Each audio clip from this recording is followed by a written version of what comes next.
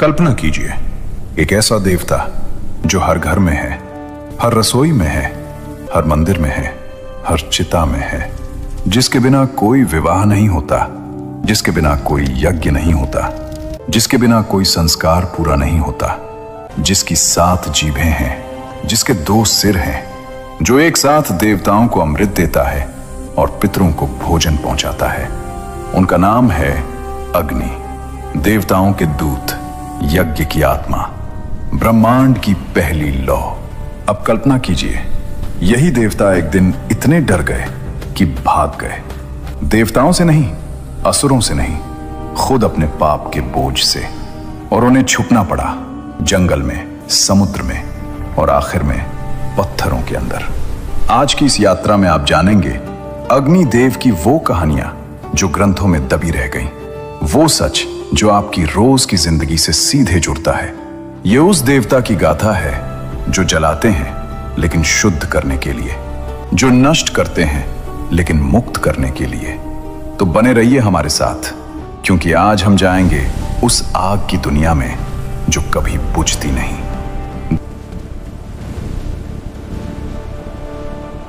दोस्तों, सबसे पहले बात करते हैं अग्निदेव थे कौन। हमारे पुराणों में, खासकर ऋग्वेद, अग्नि पुराण, महाभारत और विष्णु पुराण में अग्निदेव का वर्णन बार बार मिलता है। लेकिन एक बात जो सबसे पहले जाननी चाहिए वो ये है, ऋग्वेद जो दुनिया का सबसे पुराना ग्रंथ माना जाता है, उसका पहला मंत्र किसके लिए है? शिव के लिए, इंद्र के लिए, विष्णु के लिए? नहीं, ऋग्वेद का पहला मंत्र है अग्नि के लिए। अग्निमे पुरोहितं यज्ञस्य देवमृत्विजम्। यानी मैं अग्नि की स्तुति करता हूं जो यज्ञ के पुरोहित हैं, देव हैं। लाखों देवताओं में से पहला नाम अग्नि का, इसीलिए इन्हें कहते हैं प्रथम देव। ऋग्वेद में अग्निदेव को समर्पित 200 से ज्यादा सूक्त हैं। ये बताता है वैदिक काल में अग्नि का स्थान कितना ऊंचा था। अग्निदेव के जन्म की कहानी बड़ी अनोखी है। पुराणों में 3 जन्म की बात है। पहला जन्म आकाश में, बिजली के रूप में, जब बादल टकराते हैं और आसमान चमकता है, वो अग्नि का पहला रूप है। दूसरा जन्म वायु में, सूरज की रोशनी के रूप में, वो ताप जो सूरज से आता है और सारी दुनिया को जीवन देता है, वो भी अग्नि है। तीसरा जन्म धरती पर, जब इंसान 2 पत्थर रगड़ता है, वो आग जो निकलती है, वो अग्नि का तीसरा जन्म है। इसीलिए अग्नि को त्रिभव कहते हैं, तीनों लोकों में जन्म लेने वाले। एक देवता जो बिजली में है, सूरज में है और आपकी रसोई की आग में भी है। यही अग्नि की सबसे बड़ी विशेषता है। अग्निदेव का स्वरूप जितना सुंदर है उतना ही रहस्यमय भी। 2 सिर हैं उनके। एक सिर से वो देवताओं को अमृत देते हैं, दूसरे सिर से पितरों को भोजन पहुंचाते हैं। 7 जीभें हैं, काली, कराली, मनोजवा, सुलोहिता, सुधूम्रवर्णा, स्फुलिंगिनी और विश्वरुचि। लाल और सुनहरा शरीर जैसे सूर्यास्त की आग, और उनका वाहन है एक भेड़ा, पवित्रता का प्रतीक। अग्नि के माता पिता की बात करें तो सबसे प्रचलित मान्यता यह है कि इनके पिता ब्रह्मा जी हैं और इनकी पत्नी है देवी स्वाहा। स्वाहा वो देवी जिनके बिना कोई आहुति पूरी नहीं होती। आज भी जब हम हवन में आहुति डालते हैं तो कहते हैं स्वाहा। यही वो पल है जब देवी स्वाहा और अग्निदेव मिलकर आपकी प्रार्थना देवताओं तक पहुंचाते हैं। लेकिन दोस्तों, अग्निदेव का सबसे बड़ा काम क्या है? वो हैं देवताओं के दूत। हिंदू धर्म में यज्ञ सिर्फ आग जलाना नहीं है।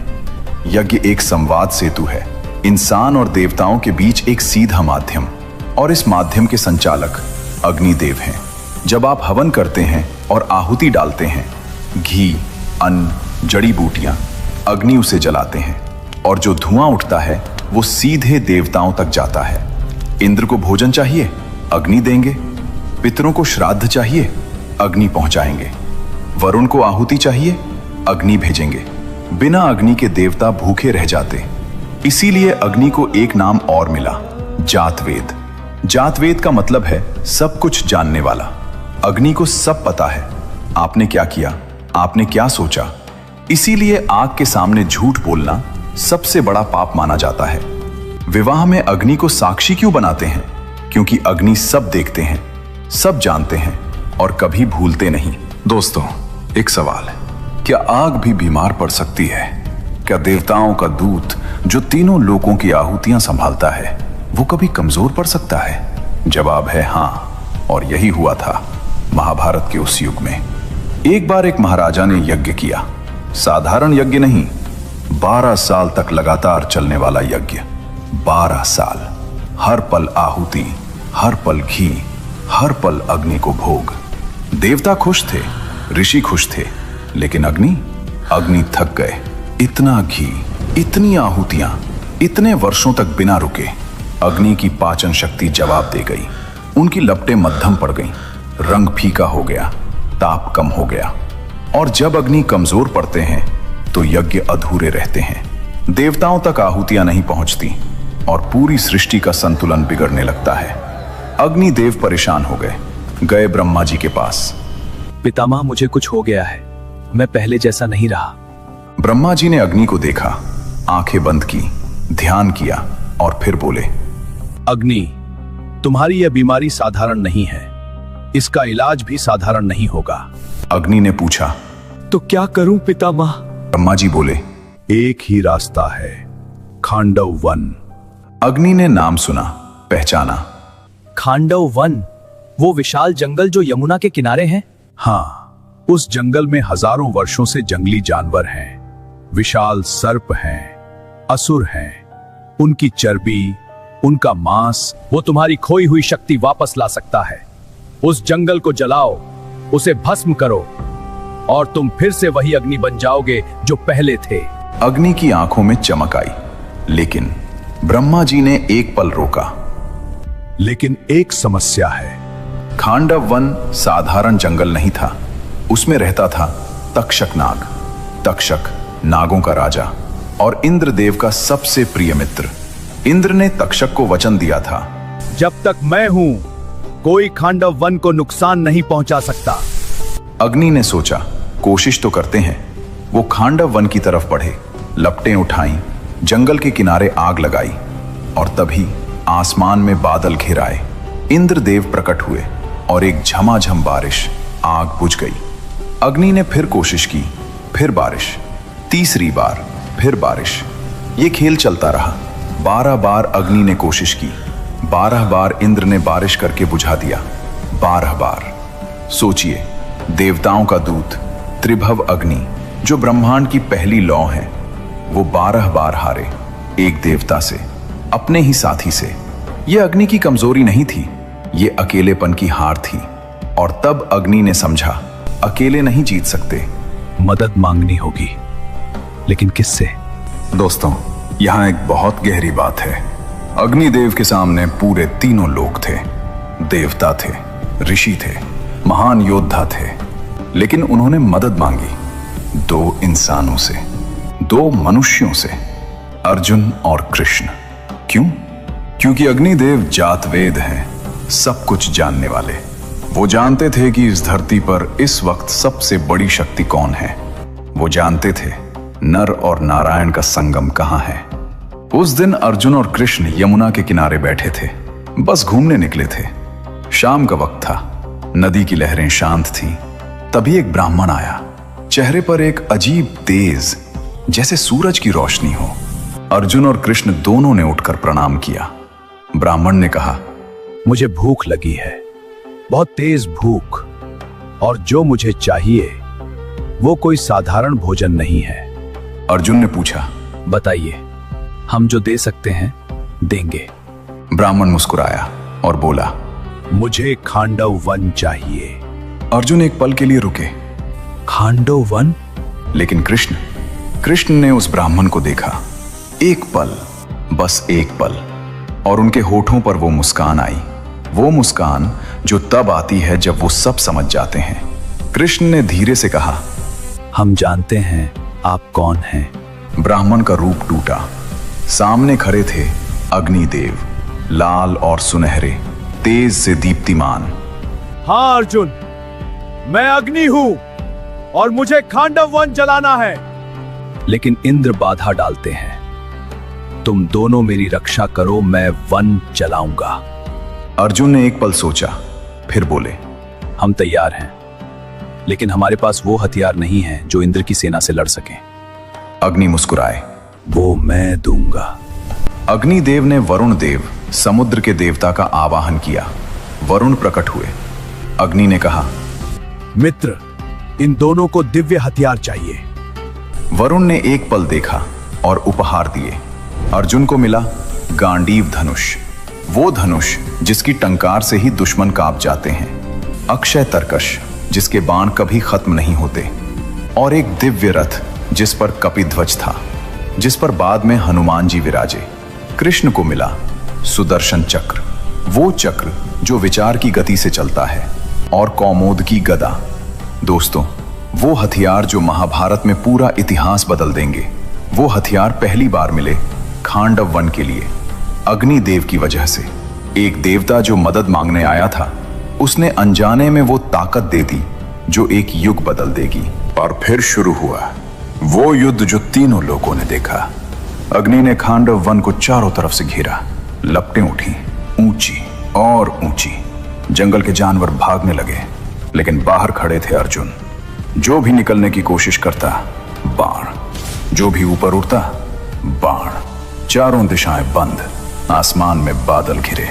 इंद्र आए, गरज के साथ, बिजली के साथ, पूरी देव सेना के साथ। बारिश की धाराएं गिरने लगीं, लेकिन इस बार अर्जुन के बाण थे। हर बाण एक छत बन गया।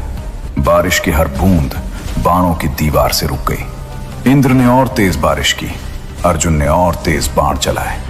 कृष्ण का सुदर्शन चक्र आकाश में घूम रहा था। जो भी आए उसे रोकता था। इंद्र ने देव सेना भेजी, वो भी नहीं रोक पाई। इंद्र ने असुर सेना बुलाई, वो भी नहीं रोक पाई। और नीचे अग्नि धधक रहे थे, जैसे बरसों की भूख एक साथ जाग गई हो। लपटें इतनी ऊंची थीं कि आसमान लाल हो गया। खांडव वन जो हजारों वर्षों से था, घंटों में भस्म होने लगा। और तब इंद्र रुके। उन्होंने ऊपर से देखा अर्जुन को, कृष्ण को, और उनके मन में एक आवाज आई, ये दोनों नर और नारायण हैं, इन्हें कोई नहीं जीत सकता। इंद्र ने अपना त्रिशूल नीचे कर लिया। बादल छट गए, बारिश रुक गई। इंद्र ने ऊपर से आवाज दी, अर्जुन, कृष्ण, तुम दोनों ने आज वो कर दिखाया जो देवताओं के लिए भी कठिन था। मांगो जो वरदान चाहो। अर्जुन ने मांगा और दिव्यास्त्र। कृष्ण ने मांगा अर्जुन की मित्रता हमेशा के लिए। और इस बारे में एक बात और, उस जंगल में केवल कुछ ही बचे। एक था मय दानव, एक महान शिल्पी, एक असुर। उसने अर्जुन से प्राण भिक्षा मांगी। अर्जुन ने बचा लिया, और उस मय दानव ने कृतज्ञता में बनाया इंद्रप्रस्थ की वो भव्यमय सभा। वो सभा जो इतनी अद्भुत थी कि दुर्योधन उसमें पानी को जमीन और जमीन को पानी समझ बैठा, और उसी अपमान से जन्म लिया महाभारत का बीज। जब खांडव वन जल गया, अग्नि तृप्त हो गए, लपटें फिर से तेज हुई, रंग वापस आया, शक्ति लौट आई। देवताओं का दूत फिर से वही बना जो पहले था। अग्नि ने अर्जुन और कृष्ण की तरफ देखा। मन में बहुत कुछ था, लेकिन कुछ बोले नहीं, क्योंकि अग्नि जानते थे जो एहसान दिल तक पहुंचे उसे शब्दों की जरूरत नहीं होती, बस एक नजर काफी थी। दोस्तों, एक कहानी है जो शायद आपने कभी नहीं सुनी। ये कहानी है उस वक्त की जब अग्निदेव गायब हो गए। देवताओं का दूत, यज्ञ की आत्मा, ब्रह्मांड की पहली लौ गायब। और उनके गायब होते ही पूरी सृष्टि में ठंड फैल गई। यज्ञ बंद हो गए, हवन नहीं हुए, देवताओं तक आहुतियां नहीं पहुंची, देवता भूखे रह गए। धरती पर इंसान परेशान हो गए, फसलें कम होने लगी। ये सब क्यों हुआ? इसकी शुरुआत हुई एक शाप से, महर्षि भृगु का शाप। एक ऐसा शाप जो अग्निदेव को मिला था, उनकी एक गलती की वजह से। और वो गलती क्या थी, ये समझने के लिए चलना होगा एक आश्रम में। उस रात जब अग्निदेव को रक्षक बनाया गया था और वो चूक गए। एक दिन भृगु ऋषि आश्रम छोड़कर नदी की तरफ गए। जाते जाते अग्निदेव से कहा, मेरी पत्नी पुलोमा का ध्यान रखना, मैं जल्द लौटूंगा। अग्नि ने सिर झुकाया, जैसी आज्ञा ऋषिवर। लेकिन दोस्तों, उसी वक्त उस आश्रम की तरफ आ रहा था एक राक्षस। उसका नाम भी था पुलोमा। ये वही राक्षस था जो बरसों पहले देवी पुलोमा से विवाह करना चाहता था, लेकिन देवी के पिता ने ठुकरा दिया था और देवी का विवाह भृगु ऋषि से हो गया। राक्षस वो अपमान कभी नहीं भूला। आज वो बदला लेने आया था।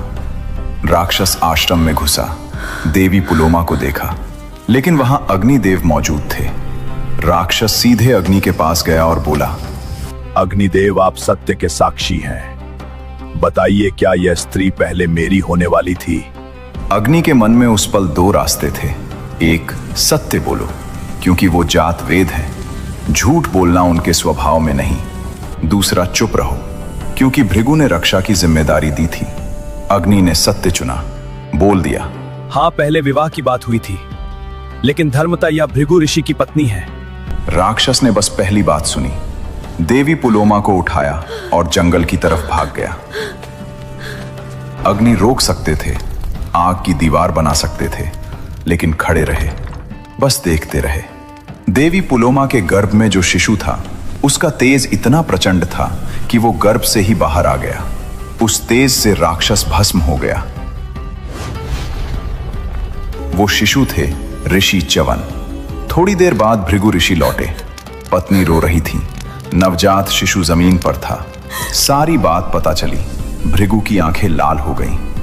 अग्नि, मैंने तुम्हें रक्षक बनाया था। अग्नि ने सफाई दी, मैंने सत्य बोला था। भृगु ने हाथ उठाया, चुप, सत्य से भी बड़ा धर्म होता है। एक निर्दोष की रक्षा यही असली सत्य था। मैं तुम्हें शाप देता हूं, आज से तुम सर्वभक्षी हो जाओगे। पवित्र हो या अपवित्र, सब तुम्हें खाना पड़ेगा। अग्निदेव कांप गए। ये शाप दंड नहीं था, आईना था, और उस शर्म के बोझ से अग्नि भाग गए। देवताओं से नहीं, खुद से भाग गए। अग्नि ने सोचा, जहां कोई नहीं ढूंढेगा वहां छुप जाते हैं। वो गए एक घने जंगल में, एक पेड़ के अंदर समा गए, लकड़ी के भीतर। बाहर से पेड़ वैसा ही था, हरा, शांत, लेकिन भीतर अग्नि थे। कुछ दिन बीते। देवताओं को लगा, यज्ञ की आग क्यों नहीं जल रही, आहुतियां क्यों नहीं पहुंच रही। इंद्र ने ऋषियों को बुलाया, कहा, ढूंढो, अग्नि कहां है। ऋषि निकले, जंगल जंगल खोजा, और तभी उन्होंने देखा एक जंगल जहां ठंड थी, जहां पेड़ों में कुछ था, एक अजीब गर्माहट। अग्नि को पता चला लोग आ रहे हैं, घबराए और जंगल छोड़ दिया। अग्नि ने सोचा, जहां पानी है वहां कोई नहीं सोचेगा, आग पानी में। और वो समा गए समुद्र की गहराइयों में। लेकिन धीरे धीरे समुद्र गर्म होने लगा, मछलियां तड़पने लगी, समुद्री जीव परेशान हुए। जो पानी ठंडा था उसमें भाप उठने लगी। ऋषियों ने समुद्र से पूछा, क्या अग्नि यहां है? समुद्र ने एक पल सोचा और सच बोल दिया, हाँ, यहां है। अग्नि ने सुना और निकल गए। इस बार उन्हें एक ऐसी जगह चाहिए थी जहां न जंगल के लोग देखें न समुद्र बताए। और तब अग्नि ने देखा जमीन पर पड़े पत्थर, चकमक पत्थर, फ्लिंट स्टोन। वो उसमें समा गए। पत्थर ठंडा था, बाहर से कुछ नजर नहीं आता था, न धुआं, न रोशनी, न गर्मी। अग्नि पत्थर के भीतर थे। देवता ढूंढते रहे, ऋषि भटकते रहे, लेकिन पत्थर में किसे शक होता। फिर एक दिन ब्रह्मा जी ने खुद देखा। उन्होंने पत्थरों को आपस में टकराया, एक चिंगारी निकली और ब्रह्मा जी मुस्कुराए। मिल गए। ब्रह्मा जी ने अग्नि से बात की, अग्नि, तुम शर्मिंदा हो यह समझ में आता है, लेकिन भृगु का शाप सजा नहीं था, सच्चाई थी। तुम सर्वभक्षी हो क्योंकि तुम सब कुछ शुद्ध करते हो। जो भी तुम्हारे अंदर जाता है पवित्र होकर निकलता है। यह बोझ नहीं, यह तुम्हारा सबसे बड़ा धर्म है। अग्नि ने सुना। एक लंबी चुप्पी, और फिर वो बाहर आए। लपटें फिर उठी, रोशनी लौट आई, सृष्टि में फिर से गर्मी आई।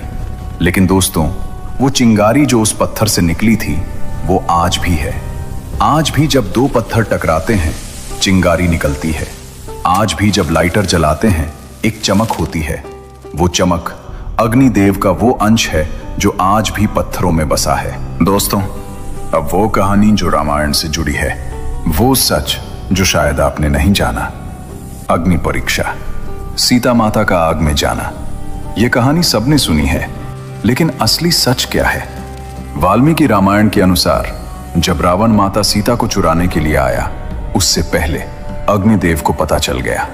वो जानते थे क्या होने वाला है। वो जानते थे क्योंकि वो जातवेद हैं, सब कुछ जानने वाले। और उन्होंने एक काम किया जो किसी और देवता ने नहीं किया। उन्होंने माता सीता को सुरक्षित कर लिया। अग्निदेव माता सीता के पास आए। माते, जो होने वाला है वो मैं जानता हूं। मैं आपको अपनी ज्वालाओं में सुरक्षित रख सकता हूं, एक पल के लिए। माता सीता ने अग्निदेव की बात सुनी और अग्नि ने असली सीता को अपने भीतर सुरक्षित कर लिया। उनकी जगह बना दी एक छाया, एक प्रतिबिंब, माया। वो छाया सीता, जो बिल्कुल असली सीता जैसी दिखती थी। रावण उसी छाया को ले गया। लंका में जो थी वो असली सीता नहीं थी। असली सीता अग्निदेव की सुरक्षा में थी। और फिर आया वो दिन, लंका जल रही थी, रावण मर चुका था। भगवान राम खड़े थे और सीता आग के सामने।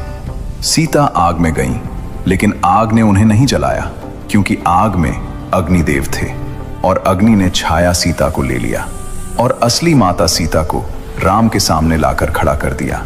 अग्निदेव ने राम से कहा, यह आपकी सीता है, पवित्र, निष्कलंक। इनका स्पर्श किसी पाप ने नहीं किया। मैंने इन्हें सुरक्षित रखा था। राम की आंखें भर आईं। यह परीक्षा नहीं थी दोस्तों, यह मिलन था।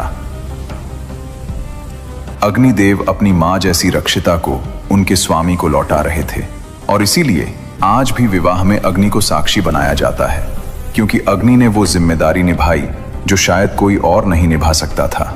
तो दोस्तों, ये थी अग्निदेव की वो अद्भुत गाथा। वो प्रथम देव जिन्हें ऋग्वेद ने पहला मंत्र दिया। वो दूत जिनके बिना देवता भूखे रह जाते। वो योद्धा जिन्होंने खांडव वन में इंद्र को चुनौती दी। वो रक्षक जिन्होंने माता सीता को अपनी ज्वाला में सुरक्षित रखा। और वो रहस्यमयी देव जो डर गए, छुप गए, जंगल में, समुद्र में और पत्थरों में। अग्निदेव हमें सिखाते हैं, जलाना बुरा नहीं, जलाना जरूरी है अगर शुद्ध करना हो। दर्द देना बुरा नहीं, दर्द जरूरी है अगर मुक्त करना हो। सोना भी आग में जलकर ही शुद्ध होता है, और इंसान भी। अगले वीडियो में हम लाएंगे वरुण देव का रहस्य। वो देवता जो न्याय के देवता है, जिनके पास हर इंसान के कर्मों का हिसाब है, जिन्हें हम लगभग भूल चुके हैं। अगर इस कहानी ने आपके मन को छुआ हो तो लाइक जरूर करें। कमेंट में लिखें जय अग्निदेव और बताएं अग्निदेव की कौन सी कहानी आपको सबसे ज्यादा पसंद आई। चैनल को सब्सक्राइब करें और बेल आइकन दबाएं ताकि कोई कहानी छूटे नहीं। अगले वीडियो में मिलते हैं एक और रहस्यमयी यात्रा के साथ। तब तक के लिए जय महादेव, जय अग्निदेव, जय श्री कृष्ण।